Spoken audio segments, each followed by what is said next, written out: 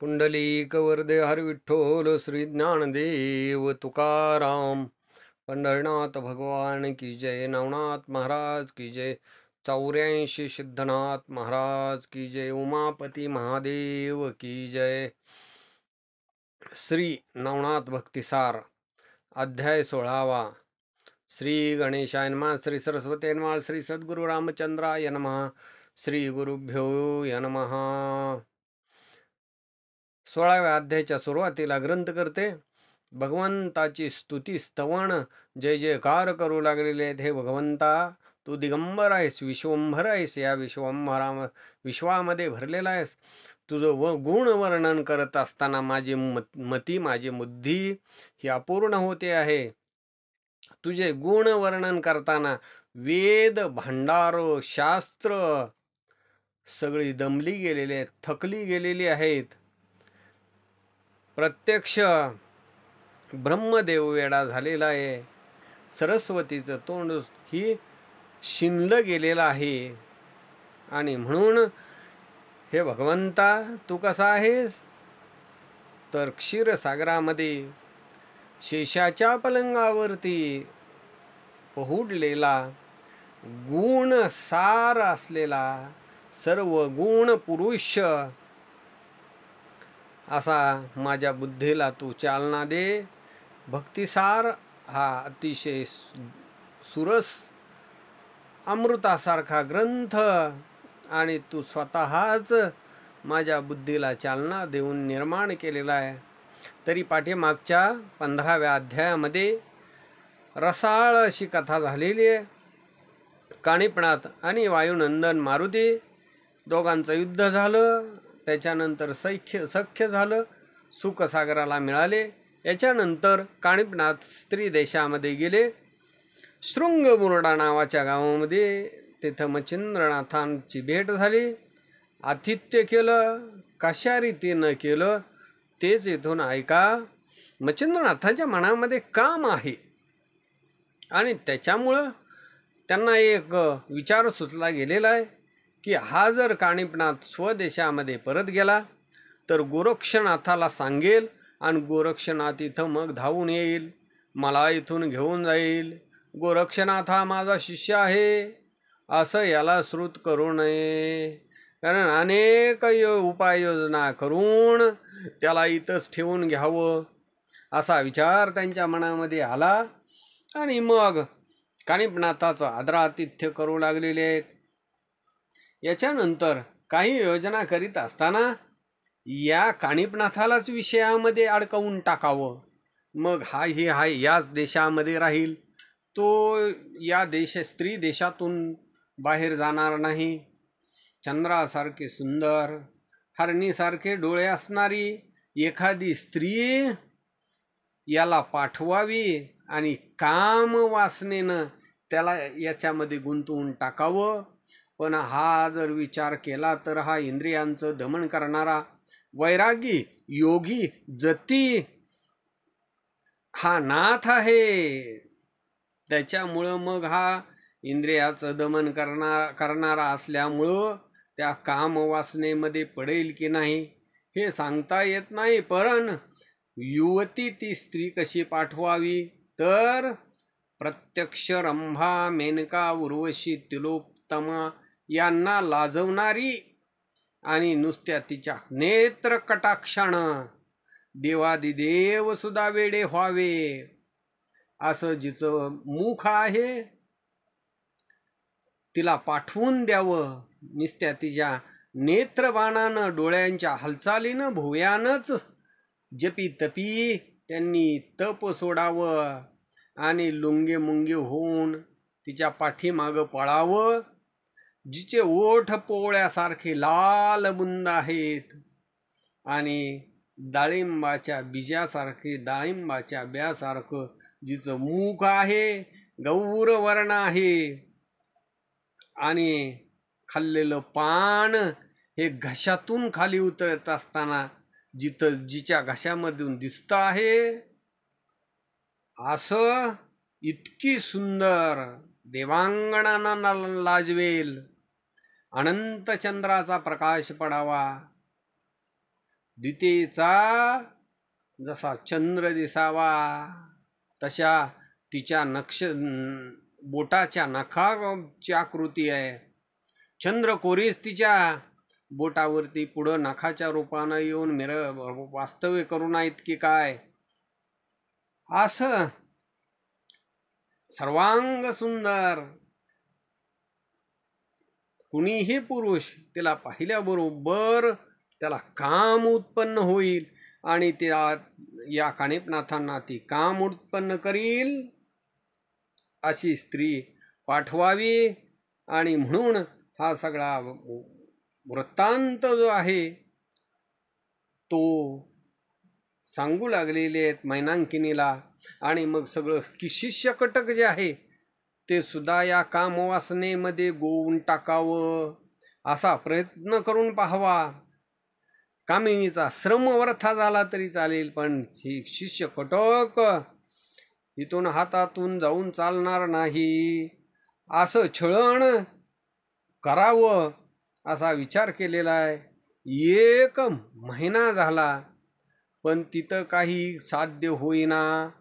अशा पद्धतीनं 1 महिना लोटून गेल्याच्या नंतर मग मच्छिंद्रनाथांना बोलावलेलं आहे. आणि कानिपनाथ म्हणू लागलेले, हे गुरुवर्या मला जाण्यासाठी आज्ञा द्यावी. मग अवश्य म्हणून मच्छिंद्रनाथांनी नाना संपत्ती, द्रव्य, हत्ती, घोडे, उंट असं द्रव्य भरपूर दिलं गेलेलं आहे. पालख्या आहेत, थाटमाट केला गेलेला आहे. तंबू, राहुट्या, निराळ्या आकाराच्या ज्या शिबिका आहेत त्या दिल्या गेलेल्या आहेत. वस्त्र, भरण, अलंकार दिलेले आहेत. अशी सगळी अपार संपत्ती मच्छिंद्रनाथांनी दिली. 1 कोसपर्यंत बोळवण केलेली आहे. वाट लावण्यासाठी गेले, एकमेकांना नमन केलं. आणि मग सगळा कटक भार हा जो शिष्य समुदाय घेऊन कानिपनाथ जाऊ लागलेले आहेत. मच्छिंद्रनाथ स्वस्थानाला परत आले. इकडं तीर्थवर मुक्काम करीत करीत स्त्री 2 देश कानिपनाथांनी ओलांडला. सहज मुक्काम करीत असताना स्त्री देशाला सोडून गौडबंगाल देशामध्ये नाना तीर्थ शिष्य समुदायासहित कानिपनाथ फिरू लागले. ज्या गावामध्ये नाथ जातील त्या गावीचे लोक आतिथ्य करू लागलेले आहेत. भक्तिवंत असा उपचार करू लागलेले आहेत, आदरातिथ्य करू लागलेले आहेत, ते इच्छे समान अर्थ पुरवू लागलेले आहेत. आणि शिष्य संप्रदाय वाढू लागला म्हणून ही कीर्ती गावोगावी पसरू लागली. मग या गावचे लोक त्या गावला जाऊ लागले आणि अतिशय आदरानं हा नाथ संप्रदाय सगळा आपल्या गावी आणून त्यांचं आदरातिथ्य करू लागलेले.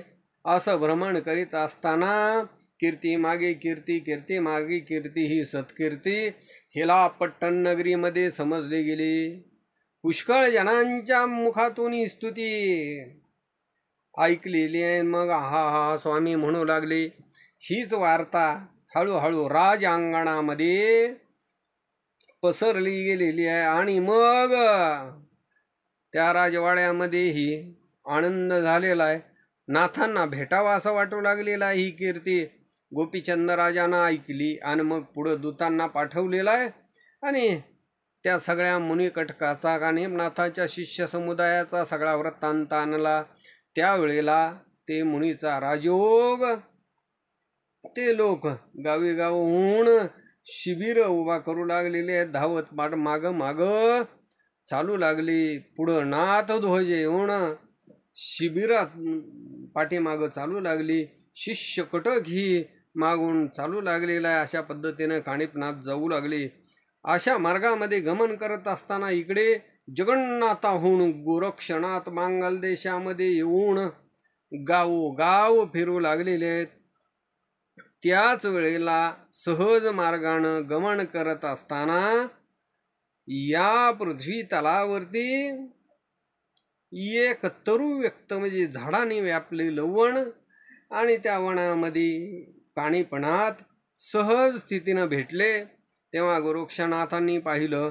गोरक्षनाथ कानिपनाथाची दृष्टादृष्ट झालेली आहे.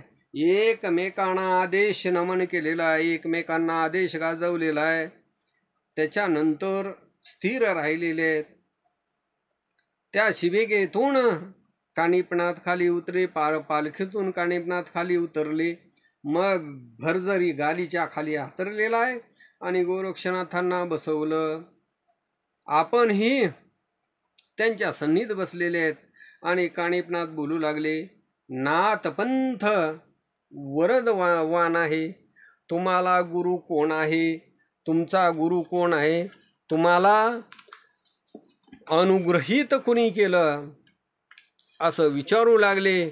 आणि त्याच वेळेला हे ऐकून गोरक्षनाथ सांगू लागलेले आहेत, मच्छिंद्रनाथापासूनच्या जन्माची सगळी कथा सूर्य असावा तसा माझा वरदपानी गुरु आहे.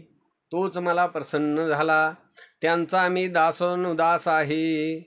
मी महापुरुष आहे. पण त्याच वेळेला काणिप देहाला तुम्हाला गुरु कोण आहे ते तुम्ही सांगा, असं गोरक्षनाथांनी सांगितल्याबरोबर कानिपनाथ सांगू लागलेले आहेत, माझे गुरु जालिंदरनाथ आहेत. जन्मापासूनची सगळी कथा दत्तकृपा माझ्या गुरूंना झाली. असं दोघांचं भाषण झाल्याच्या नंतर दोघांचं समाधान झालं आणि म्हणू लागलेले, योग्य असं घडून आलं, तुमच्या आणि आमची भेट झाली.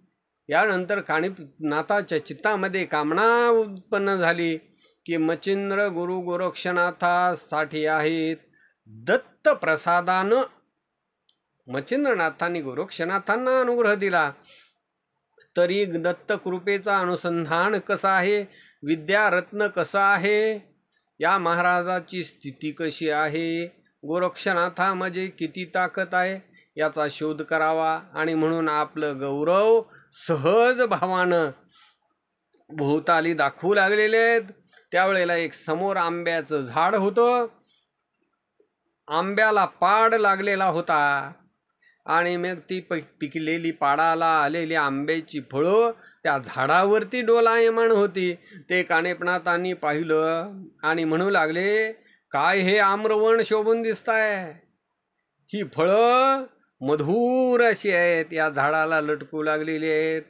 अशी सुगम फळं दिसली तर वाटतं की आता याचं भक्षण करावं, पाडाला लागलेले आंबे काढून खावे. त्यावेळेला गोरक्षनाथ म्हणू लागलेलेच, कोण नको म्हणलंय, खायचं तर खा की तोडून.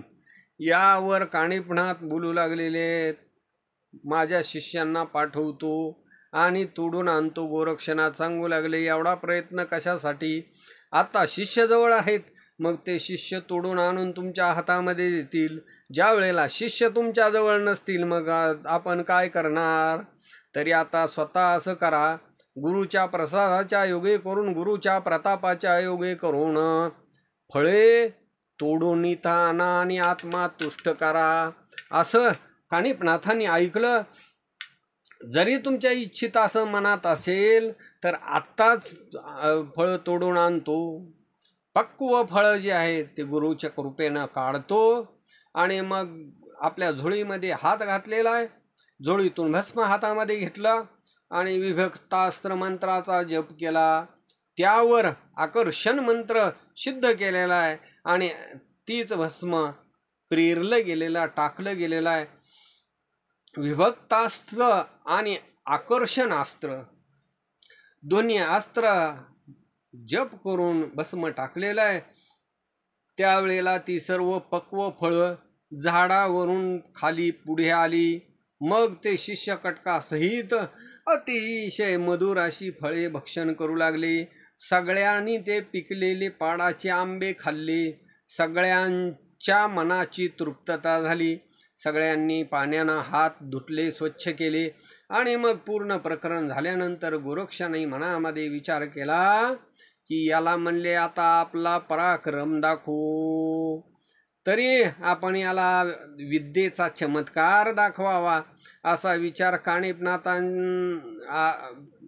असा विचार गोरक्षनाथांनी करून कानिपनाथांना काय बोलत आहेत म्हणू लागलेला आहे. कानिपनाथा, तुम्ही पाहुणचार केला, पण याचा आता उत्तर काय द्यायचं आहे? अनेक फळं भक्षण केलेले आहेत, चव ही अतिशय रसदार लागली गेलेली आहे असं ऐकलं गेलेलं आहे. आणि म्हणू लागलेलं आहे, बोलता ते फार उत्तम आहे, तुमच्या शब्दाशी करुण मान तसंच स्वीकारलं जातं आहे. मग आकर्षण शक्ती विभक्तास्त्र जलपून गोरक्षनाथ पवित्र त्यांनी लवंगवणीची विचित्र अशी फळं काढलेली आहेत आणि ती पुढे येऊन पडली. ती फळे खात असताना जिभेला अतिशय गोड लागू लागलेली आहेत. आहा आहा म्हणून अमृतासारखी ती लवंगवणीची फळं सगळेजण भक्षण करू लागली. ती फळे भक्षण केल्यानंतर शुद्ध अशा पाण्यानं हात धुतलेले आहेत आणि मग सुखासनावरती येऊन बसलेले आहेत. त्यानंतर गोरक्षनाथ म्हणू लागले की खाली फळे उत्तम राहिलेली आहेत, पण ती तशीच्या तशी पाहिल्यासारखी करावी. पुन्हा नेहून या वृक्षावरती ज्या देठापासून हे फळ तुटलेलं आहे त्याला नेहून पुन्हा जोडावी. याच्यानंतर काणिपनाथ म्हणू लागले, असा ब्रह्मदेवाचा कोण मूर्तिमंत निर्माण झाला की तोडलेली फळे पुन्हा जशीच्या तशी झाडाला नेऊन लावेल. गोरक्षनाथ म्हणू लागले, गुरुपुत्र जो निश्चिमपणानं आहे, जो पवित्र आहे, त्याला हे करणं काहीच अवघड नाही. दुसरा ब्रह्म हा उत्पन्न करेल. मग अशी फळं या झाडाला नेऊन लटकवायचं एवढं अवघड काय आहे? पर्वताचं ओझं झालं तरी त्या पर्वताच्या ओझ्यानं जो खरा गुरुचा शिष्य आहे तो कधी शिनणार नाही. सूर्यासारखं तेज त्याला सुद्धा शांत करणारा, अग्नीला पळती भुई सत्व थोडी करणारा, हृदयामध्ये सप्तसागर एखाद्या डबक्याच्या पाण्याप्रमाणे समजणारा, जो बोल काळजामध्ये अतिशय गंभीर चतुर, बृहस्पतीला सुद्धा माग सारील, तो मेंढपाळाला भिवून काय मौन राखील का? जो आपल्या प्रतापा करून या क्षीराब्दीला दुधाच्या समुद्रालाच आपला ग्रहवासी करील, तो ताकासाठी घरोघरी भीक मागेल का? नुसत्या डोळ्याच्या कृपा कटाक्षानं दगडाचा परीस करणारा, तो सोन्याकरिता एखाद्या धनाढ्याला भीक मागेल का? ज्याच्या वचनानं, ज्याच्या बोलण्यानं सर्व देवाच्या थाटी समोर येत आहेत, तो आपल्या मोक्षासाठी भूतासच्या समोर आराधना करील काय? तशा पद्धतीनं ब्रह्मयाची काय कथा आहे? जो अनंत ब्रह्मांड निर्मित करणारा आहे, सर्व कर्तव्याचा करता, त्याला गुरुकृपेच्या योगी करून काय अशक्य आहे? नाहीतरी मुळात प्रौढी गुरु मिळाला ज्याच्या कवाडी, त्याची दैना कोण फेडी. काबाड ओझ त्या गुरुचा आहे, गावताचा भाराच म्हणली त्याच्या डोक्यावरती आहे, काहीच उपयोग नाही. असं काणिपनाथाने ऐकलं. भयंकर क्षोभ आलेला आहे आणि जसा तुपाची धार ओतल्यानंतर अग्नी भडकावा तसा राग आलेला आहे. आणि काणिपनाथ म्हणू लागले, हो हो हो हो, मी तुला जाणतो, तुझ्या गुरुला जाणतो, पुष्कळ साधनं केली, प्रतापवंत आहे, पण नरकामध्ये पचू लागलेला आहे. वाचन म्हणतो की मी योगीजन आहे, पण कर्म मात्र नरकाप्रमाणे आचरतो आहे.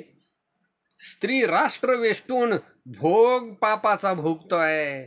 जितेंद्रिय म्हणून जनाला दाखवतो आहे, पण भोग मनामध्ये मात्र तळमळ करतो आहे. असा भोगवश करून मेनीनाथ नावाचा मुलगा त्याला झाला, तरी तुझा गुरु मला ठाईक आहे. आणि मग असा काय मोठेपणा सांगायला लागला, म्हणे ब्रह्मयाला हीन करीन, ब्रह्मदेवाला हीन करीन. असल्या ढिसाळ गोष्टी करू नको. प्रथम तुझा गुरु काबाडी आहे, त्याचीच दैना कोण फेडणार आता? आणि मग तुझं तर काय होईल? आत्ता आलेल्या मार्गानं निघून जा. असं खडतर बोलणं काणिपनाथांचं ऐकलं गोरक्षनाथांनी. आणि मग गोरक्षनाथ बोलू लागलेले, हे भ्रष्टा, चावटपणानं काय बोलतोय? अरे तुझा गुरु जालिंद्रनाथ प्रतापहीन दीनभूत 10 वर्ष आजपर्यंत नरकामध्ये नित्य पचतो आहे. त्याच्यामध्ये काही सामर्थ्य नाही. आपण इथूनही निघून जावं. राजसर्पाच्या क्रोधानं त्या गोपीचंद राजाच्या रागानं त्याला वेष्टन केलं गेलेलं आहे. हेला पट्टण गौड मंगाल देशामध्ये त्याला एक वस्ताद मिळाला गोपीचंद नावाचा. धन्य गोपीचंद राजा प्रतापराशे आहे. घोड्याची लीड टाकून उकिरड्यामध्ये खड्ड्यामध्ये तुझ्या गुरुला पचवलं गेलेलं आहे, गाडलं गेलेलं आहे. तसा माझा गुरु नाही, या ब्रह्मांडाला हलवील. शंकराचं अस्त्र ज्याच्या हातामध्ये आहे. अष्टभैरव महादारुण अजिंक्य देवा दानवा कारण ज्यांनी कंदन केलेलं आहे. सगळे देव अष्टभैरव गणगंधर्व यक्षकिन्नर 52 वीर सगळे ज्यांना शरणागत आहेत. केवढा मारुती आहे, पण त्या मारुतीला सुद्धा ज्यांनी वश केलं त्याच्या मस्तकावरती पर्वत देऊन उभा केला असा माझा गुरु मच्छिंद्रनाथ आहेत. वीरभद्र प्रताप तरणी देवा दानवांना अजिंक्य, पण त्याचा सुद्धा प्राण कंठाला आणला. 12 रुद्र 12 कलांचा तीव्र आदित्य सूर्य त्याचा रथ उलथून पाडला. सगळे देव शरणागत केले. माझ्या गुरुच्या मच्छिंद्रनाथाच्या पायाशी आले. तरी प्रतापी माझा गुरु. आणि मग जे भक्त संकटामध्ये पडलेले त्या भक्तांना त्यांना नरकातून बाहेर काढण्याची वरदयुक्ती माझ्या गुरुच्या जवळ आहे. हे भ्रष्टा काय बोलतोयस? आणि मग भस्माची मुठी हातामध्ये घेतलेली आहे आणि मंत्रप्रयोग त्याच्यावरती संजीवनीचं अमृत जे आहे ते सोडलं गेलेलं आहे. आणि सगळी फळं जशीच्या तशी पुन्हा झाडावरती जाऊन चिकटलेली आहेत. हे काणिपनाथांनी पाहिलं. अरे तोडलेली फळं जशीच्या तशी पूर्वीसारखी झाडाला जाऊन बिलगलेली आहेत. हे काणिपनाथांनी पाहिलं आणि आश्चर्य वाटू लागलेलं आहे. सगळ्यांनी तोंडामध्ये बोट घातलेलं आहे आणि धन्य धन्य प्रताप जेठी महाराज आहे, त्या जगामध्ये सगळ्यामध्ये श्रेष्ठ आहेत असं म्हणून एकमेकांच्या बरोबर भांडण करायचं, वाद करायचं सोडून दिलं आणि धावून एकमेकांना आलिंगन दिलं. म्हणू लागले, धन्य तू एक निपुण आहे, गुरुपुत्र आहे, तुझ्यासारखा धन्य शिष्य या जगतामध्ये नाही. असं एकमेकांना बोलू लागलेले आहेत. आणि म्हणू लागले आपण एकमेकांना विरोधात बोललो आणि त्याच्यामध्येच सर्वज्ञ असा लाभ झालेला आहे. काणिपनाथ म्हणू लागले, मी जालिंद्रनाथांना शोधत फिरत होतो पण तुझ्याजवळ शोध लागला. गोरक्षनाथ म्हणू लागले, माझे गुरु मच्छिंद्रनाथांना मी शोधत होतो, मला त्यांच्या भेटीची उत्कटता लागलेली होती, पण हा लाभ तुझ्यामुळंच मला प्राप्त झालेला आहे. हे बोलणं वाईट नव्हतं एकमेकांचं, तर मार्ग दाखवणारं होतं. गुप्त जे द्वार होतं ते द्वार आज उघडलं गेलेलं आहे आणि दोघांनाही मार्ग दिसलेला आहे. तरी आता उत्तम झालं, गुरुची पाऊल आपल्या दृष्टीनं पाहू असं म्हणून एकमेकांना दोघांनी नमन केलं. याच्यानंतर गोरक्षनाथांनी स्पर्शास्त्रमुखी जलपून मुखामध्ये उच्चार करून वृक्षदेटीची फळं नेऊन जिथल्या तिथं जोडली. मग पुन्हा एकमेकांना नमन केलं. प्रांजळपणानं सर्व वर्तमान एकमेकांना विचारून आदेश नमन असं म्हणून दोघंजण जाऊ लागले. गोरक्षनाथ स्त्री देशाकडे चालले, काणिपनाथ गौड बंगाल देशामध्ये जाऊ लागलेले आहेत. हेलापट्टण नगरी, त्या हेलापट्टण नगरीचा मार्ग धरून दर मुक्काम करत, पण तीव्र असा जो राग आहे तो राग काणिपनाथांच्या मनामध्ये आहे. माझ्या गुरुला ज्या गोपीचंद राजानं गर्तेमध्ये पुरलेला आहे त्या गोपीचंद राजाला जाळून भस्म करीन. माझ्या गुरुमूर्तीला, माझ्या जालिंदरनाथांना त्या गोपीचंद राजानं दुःख दिलेलं आहे, तो नष्ट आहे, त्याला मी जाळून खाक करीन असं म्हणून वारंवार क्रोधाचा अग्नी भडकू लागलेला आहे. त्या क्रोधाच्या अग्नीच्या ज्वाळा आकाशापर्यंत उंच जाऊ लागलेले आहेत. त्या गोपीचंदाला भस्म करण्यासाठी, त्याला शाप देण्यासाठी, भाजून टाकण्यासाठी काणिपनाथांचा राग जो आहे भयंकर तीव्र होऊ लागलेला आहे. आणि अशा पद्धतीनं ती नृपाहुती द्यायची, त्याचं तळपट करायचं, त्याची नगरी पालथी घालायची असा विचार करत करत हेला पट्टण नगरीच्या जवळ येऊन काणिपनाथ शिष्य समुदायासहित पोचलेले आहेत. हा वृत्तांत राजाला कळलेला आहे. काणिपनाथ आपल्या गावाच्या जवळ आलेले आहेत आणि मग गोपीचंद राजा परिवारासहित सामोरा गेलेला आहे. चित्तामध्ये मनामध्ये विचार करू लागलेला आहे, माझ्यासारखा भाग्यवान कोणी नाही, माझं भाग्य उदयाला आलं आणि म्हणून काणिपनाथ चालून माझ्या नगरीमध्ये आलेले आहेत. तरी यांनाच गुरु करावं, काया वाचा मनानं यांना शरण जावं. 700 शिष्यांचा समुदाय आहे, पूर्णयोगी ब्रह्मचारी, हत्ती आहेत, घोडे आहेत, रथ आहेत, पालख्या आहे, जगामध्ये अतिशय सिद्ध असा सैन्य संभार आहे. आणि म्हणून अशा वीर झुंजार राजानं काणिपनाथांच्या त्या कटकाकडे जाऊ लागलेला आहे. राजाच्या पदरी चंद्राकृती दैदिप्यमान अशी छत्र, घोडे, हत्ती आणि त्याच्या संपत्तीचं वर्णन करताना ग्रंथ हा वाढला जाईल म्हणून ग्रंथकर्ते सांगतायत की एवढंच वर्णन सांगतो आहे. 1700 बरोबरीचे सरदार आणि 5 छत्र त्यांची चंद्रार्कासारखी सोन्याच्या झालरा, रत्नखळीचित सोन्यांनी रत्नांनी मढवले गेलेले घोडे आणि हत्ती अशा संपत्ती समारंभासहित इंद्राची अमर पद सुद्धा ठेंगणं वाटावं आणि अशा पद्धतीतून तो राजा जाऊ लागलेला आहे, म्हणू लागलेला आहे, प्रारब्ध योगाच्या योगे करूनच हे सिद्धरत्न काणिपनाथ आज माझ्या नगरीमध्ये येऊ लागलेले आहेत. यांच्याकडूनच आपण अनुग्रह घ्यावा, यांनाच आपण गुरु करावा, यांचा शिष्य व्हावा आणि ईश्वर भक्ती आराधना करावी. हा माझा गुरु योग्य दिसतो आहे. माझी संपत्ती भूषण या जगामध्ये जरी पुष्कळ असली तरी माझ्या संपत्तीला, माझ्या ऐश्वर्याला गुरु हाच योग्य आहे. नाहीतरी माझ्या आईनं गुरु योजला होता, कंगालहीन, त्याच्याजवळ काचमणी सुद्धा नव्हता, भूषण नव्हती आणि मग कल्पतरूच्या बागायती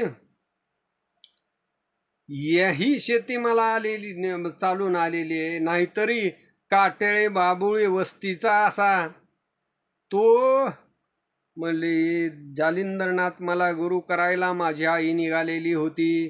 सूर्याचा आज माझ्या पंक्तीला येऊ लागलेला आहे. माझ्या आईनं मात्र काजवा निवडलेला होता. मी राजा आहे आणि राजा हा सर्वज्ञ मूर्ती, दूध साखरेचा योग आलेला आहे.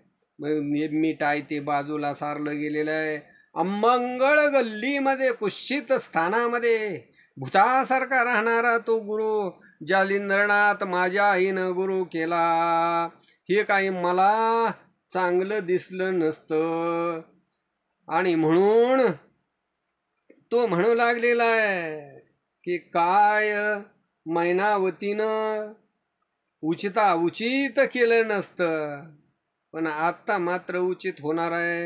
हा काणिपनाथ आम्हाला गुरु होईल असं मांत्रिकाला सांगितलं. राजा सर्व सैन्य समुदायासहित जाऊ लागलेला आहे. 16 उपचारानं अतिशय आदरानं पूजा करावी असा विचार केला आणि मग राजा सुगम वाटणं त्या योगेंद्र काणिपनाथांच्याकडं जाऊ लागलेला आहे.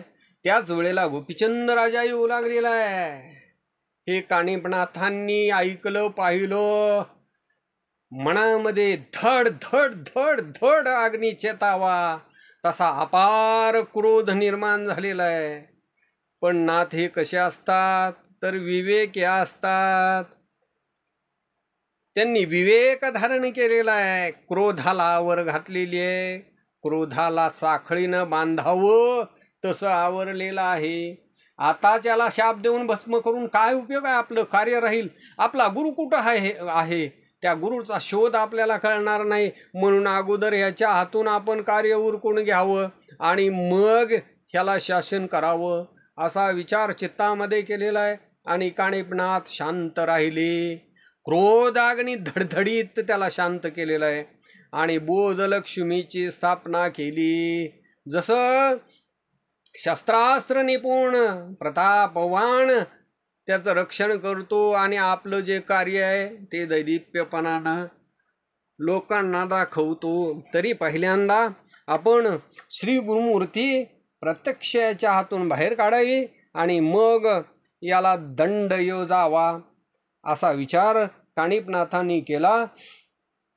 आणि म्हणून काणिपनाथ शांत राहिले. इकडे गोपीचंद राजा आलेला आहे. काणिपनाथांच्या पायावरती साष्टांग दंडवट घातला. समोर उभा राहिलेला आहे. नम्रपणानं खाली मान घालून दोन्ही हात जोडून विनवणी करू लागलेला आहे. हे महाराजा, माझा दैवयोग झाला. आळशावरती गंगेनं कृपा केली, तशी कृपा तुम्ही माझ्यावरती केलेली आहे. अनाथाला सनाथ करणारे तुम्ही आहात. तुम्ही कृपाळू संत सज्जन आहात. दयेचे भांडार आहात. शांतीचे रत्न आहात. ज्ञान विज्ञान जाणणारे आहात. आणि म्हणून या गृहस्थाला आपण पावन करावं, ब्रह्मयुक्त करावं. षडगुणामध्ये काम, क्रोध, लोभ, मद, मत्सर, दंभ, अहंकार या विषयांचं दमन करण्यासाठी आशीर्वाद द्यावा. सकळ भोग भोगू ना करता असे जगामध्ये मिरवणारे त्या पद्धतीला मला पोचवावं. आणि म्हणून जगाच्या या विषय तिमिरातून ज्ञान दिवटी होऊन बाहेर काढणारे, सनात करणारे आपण महाराज आहात. असे साधक कल्पतरू आहेत. आणि म्हणून जसं गंगेचं पाणी प्राप्त व्हावं अशी अवस्था माझी झाली. हे राजाचं उत्तर ऐकलेलं आहे. आणि मग काणिपनाथ आनंद शांती त्यांना प्राप्त झालेली आहे. देहामध्ये जो क्रोधाचा अग्नी भडकलेला होता, पेटलेला होता, त्या राजाच्या बोलण्यामुळं तो अतिशय शांत झालेला आहे. अग्नीवरती पाणी शिंपावा आणि अग्नी शांत व्हावा तसा राग शांत झालेला आहे. मग राजाचा हात धरलेला आहे. स्वतःच्या शेजारी बसू लागलेले आहेत आणि कुशळपणानं बोलू लागलेले आहेत. हे राजा, अनुचित केलं, पण तुझं भाग्य सबळ आहे आणि त्याच्यामुळं माझं मन शांत झालं. नाहीतरी अनर्थाची गाठ पडली असती, तुझा जीव गेला असता. तुझं भाग्य मोठं म्हणून शांतीचं फळ प्राप्त झालं. तरी असू दे, आता काही का असाना, हेला पट्टण नगरीमध्ये जाऊ, तिथे सगळा इतिहास मी तुला सांगेन. मग पालखीमध्ये बसवलेला आहे सर्व कटकासहित राजा काणिपनाथांना घेऊन राजवाड्यामध्ये आलेला आहे. सोन्याच्या आसनावरती बसवलं. अतिशय प्रेमयुक्त अंतकरणानं काणिपनाथांची गोपीचंद राजानं 16 उपचारांनी पूजा केली. हेम सोन्याची भूषण, वस्त्रभूषण दिलेले आहेत. नम्रपणानं बोलू लागलेला आहे. हे महाराजा, योग संपत्ती जी कामना माझ्या चित्तामध्ये आहे की आपण मला अनुग्रह द्यावा आणि सनात करावं, अशी वेदक कामना चित्तामध्ये उद्भवलेली आहे. आणि म्हणून आनंदित होऊन उदयाचा असणारा भाग्याचा सूर्य उगवलेला आहे. आपण योग धीर असे आलेले आहात. म्हणून माझ्या इच्छारूपी वारूला थांबवण्यासाठी आणि मग सगळं हे जे आहे ते राजा दाखवू लागलेला आहे, बोलू लागलेला आहे, स्तुती स्तवन करू लागलेला आहे. पण राजा म्हणू लागलेला आहे, माझ्या चित्ताला समाधान आहे, पण काय आहे तर भययुक्त भिरूड लागला गेलेला आहे. तरी प्रांजळ करून मला अनुग्रह द्या आणि मला या ब्रह्मांडामध्ये सर्त करा, तिन्ही लोकांमध्ये पावन करा. खाणीपणात म्हणू लागलेले, हे राजा ऐक, माझ्या अनुग्रहाचं उत्तम असं थोरपण आहे. तू भावयुक्त अंतकरणानं घेऊ पाहत आहेस, पण तुझा भाव हा नासला गेलेला आहे. जसं दूध हे पवित्र आहे, पण त्याच्यामध्ये मिठाचा खडा टाकला म्हणून ते नासून गेलं, तसं तुझ्या बाबतीमध्ये घडून आलेलं आहे. माझा अनुग्रह घ्यायला पाहू लागलेला आहेस, आणि ज्याचा अनुग्रह मला आहे त्या स्वामीला तू महान अशा खोल खड्ड्यामध्ये घोड्याच्या लिदीमध्ये पुरून टाकलं. तुझं हे आयुष्य लाग पूर्व पुण्याचा ठाव होता म्हणून थांबलं, नाहीतर माझ्या रागाचा अग्नी तुला कधीच जाळून भस्म करून टाकलं असतं. नाहीतरी माझे गुरु जालिंदरनाथ प्रलय काळीचा अग्नी आहे. तुझं अपार हे वैभव एका क्षणामध्ये भस्म केलं असतं. ज्याच्या प्रतापाची सरी कोणच करू शकत नाही, त्या स्वर्गदेवतांची थोरी झाडोझाडी लावणारा, त्या स्वर्गदेवतांना विटंबना करणारा माझा गुरु आहे. त्या साध्यंतवराची कथा हे राजा मी तुला सांगतो. आणि मग ती सर्व कथा सांगितल्याच्या नंतर गोपीचंद राजाच्या अंतःकरणामध्ये भय उत्पन्न झालेलं, अंगामध्ये रोमांच दाटून आलेले आहेत, शरीर थरथर थरथर कापू लागलेले आहेत. आणि मग कानिमनाथांचे पाय धरून नम्रपणानं विनवू लागलेला आहे. म्हणू लागला, हे महाराजा योगयुक्ता, माझ्याकडून अनुचित घडून गेलेला आहे, तरी आता मला क्षमा करा. उचित प्रसाद या दासावरी कृपा करा. या ब्रह्मांड मंडपामध्ये माझ्यासारखा कोणी पतित नाही, अघटित अशी करणी माझ्याकडून घडून आलेली आहे. पण सदैव मायेपरी आईपरी कृपा करणारे तुम्ही संत आहात, आणि म्हणून शांती तुम्ही हृदयामध्ये धरावी. माझ्याकडून पुष्कळ अन्याय झाला, आईनं बालकाकडून अन्याय झाला, तरी आई बालकाचं कधी अहित चिंतित नाही. तुम्ही संत दयावंत या जगाचे आघात घेणारे आहात, आणि म्हणून माझ्यावरती कृपा करा. जसा झाडावरती घाव घातला, एकानं लागण केली आणि एकानं तोडून टाकलं, तरी सुद्धा झाड दोघांनाही सावली देतं. तोडणारालाही सावली देतं आणि लावणारालाही सावली देतं, पाणी घालणारालाही सारे सावली देतं. नदीमध्ये पाणी वाहतं, ते पूजा करणारालाही सारखंच आहे आणि धुणारालाही सारखंच आहे. एकच भाव आहे. घरामध्ये तस्कर आलेला आहे, चोर आलेला आहे, मग त्या घरातला दिवा म्हणतो का की मी धन्यासाठी उजेड देईन आणि चोरासाठी अंधार करीन? तशा न्यायानं संतांचा भाव असतो.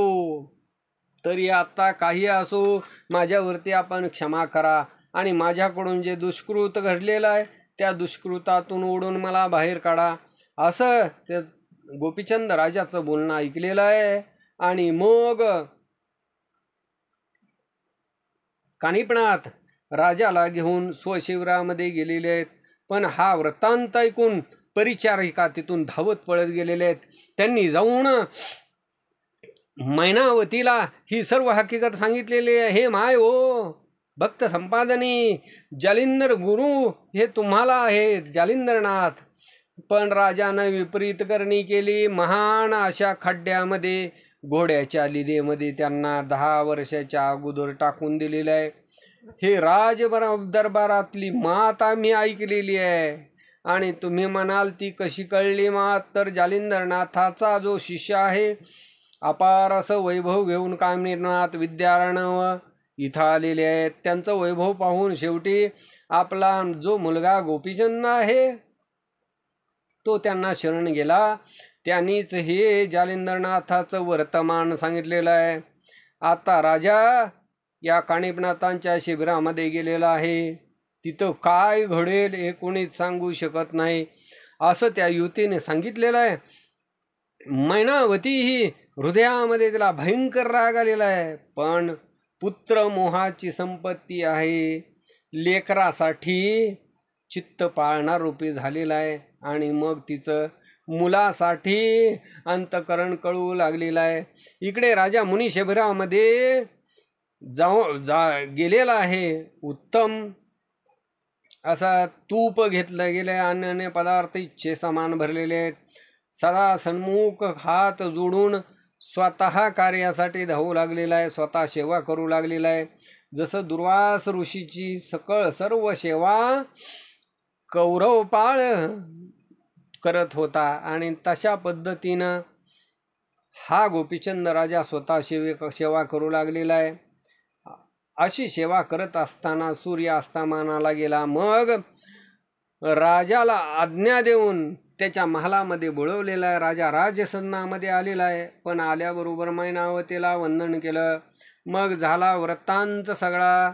गोपीचंद राजानं तिला निवेदन केला, सांगितला आणि मग तो त्या शिबिरामध्ये जावं आणि युक्तिप्रयुक्ती करून त्या कानिपनाथांचं मन प्रसन्न करावं, त्यांचा राग शांत करावा आणि आलेलं हे महान विघ्न टाळावं, असा गोपीचंद राजा आपल्या आईला मैनावतीला बोलू लागलेला आहे. मग अवश्य म्हणून मैनावती त्या शिबिरामध्ये गेलेली आहे आणि ताबडतोब कानिपनाथांना नमन केलं. कानिपनाथांना नमन करून जवळ बसलेले आहे आणि म्हणू लागलेले, हे महाराज गुरुनाथ, तुम्ही कोणता अर्थ मिरवलेला आहे? त्यावेळेला हे नाथबंतिका, मी या महिलोकामध्ये माझा वरदपाणी मौळी जालिंदरनाथ आहे, असं त्यांचं बोलणं ऐकलं. आणि मग बोलत असताना कानिप मुनींनी बरी करणी केली. जालिंदरनाथांना गर्तेमध्ये घातलं. तू अनुग्रही असताना तुझा गुरु घोड्याच्या विष्ठेमध्ये खड्ड्यामध्ये पुरला गेलेला आहे. तेव्हा मैनावती म्हणू लागलेली आहे, मला हे आजच कळालेलं आहे. आणि मग आपली सगळी मुळापासूनची जी कथा आहे ती कानिपनाथांना निवेदन केली.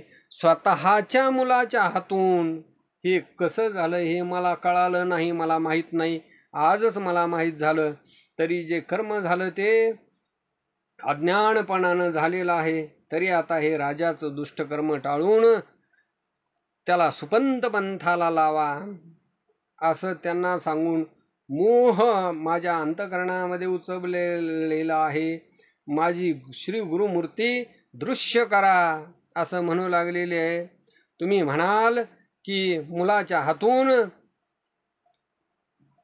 का दृश्यमान करत नाही, पण जालिंदरनाथाचा कोपाग्नी आहे, तो धाव घेईल. आणि म्हणून बोधाच्या प्रयुक्ती करून या भाच्याला, तुमच्या भाच्याला, माझ्या मुलाला रक्षण करून गुरुमूर्तीला दृश्यमान करा, भाच्यावरती कृपा करा. या ब्रह्मांड मंडपामर्ती मध्ये कीर्तिध्वज असा लखलखीत लोकांमध्ये कीर्तिध्वज फडकेल, असं त्याला अनुग्रहित करा, असं बोलून मैनावती उठलेली आहे. त्यांनीही परमप्रीतीनं त्या मैनावतीची बोळवण केलेली आहे, पूर्ण आश्वासन देऊ लागलेलं आहे. आणि कानिपनाथ म्हणू लागले, राजाचं मी इच्छा कल्याण करीन. श्री गुरूंना पाहून सगळा संशय तुझा पूर्ण फेडीन, असं आश्वासन त्या मैनावतीला दिलेलं आहे.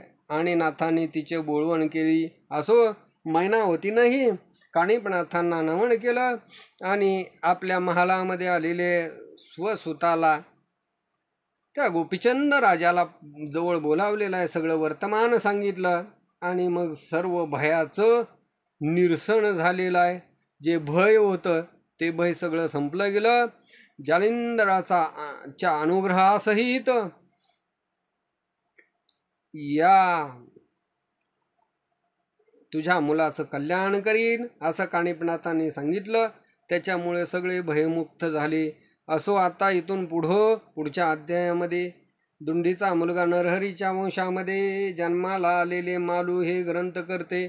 अतिशय गोड रसाळ रसभरीत अमृताची कथा पुढच्या 17व्या अध्यायामध्ये आपल्याला सांगतील. स्वस्ती श्री भक्तिकथासार संमत गोरक्ष काव्य केमेवार सदा परिसोत भाविक चतुर. 16वा अध्याय. गोडा श्रीकृष्णार्पणमस्तु. शुभम भवतु. श्रीरस्तु. श्री नवनाथ भक्ती सार. षोडशोध्याय समाप्त. पुंडलिक वरदे हरिविठ्ठल. श्री ज्ञानदेव तुकाराम पंढरीनाथ भगवान की जय. नवनाथ महाराज की जय. 84 सिद्धनाथ महाराज की जय.